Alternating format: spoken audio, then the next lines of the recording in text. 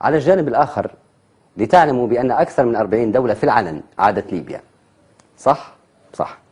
طيب، تتذكروا زمان لما كانت القبائل في عهد النبي عليه الصلاة والسلام تريد أن تطال من النبي عليه الصلاة والسلام من روحه الشريفة، لكل أجل كتاب.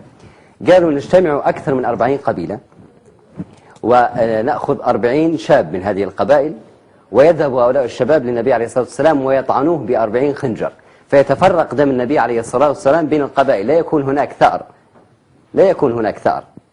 فلما أتوا للنبي عليه الصلاة والسلام وجدوا أبا السبطين، أبا الحسن والحسين سيدا أهل الجنة، زوج فاطمة الزهراء، علي بن أبي طالب كرم الله وجهه، وجدوه في فراش النبي عليه الصلاة والسلام.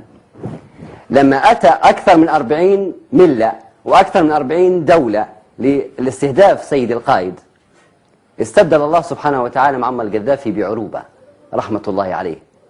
فوكأن التاريخ يعيد نفسه. أنا لا أتحدث عن هراء، وعندما أقول بأن معمر القذافي هو آخر الأولياء الصالحين فأنا أعي ما أقول.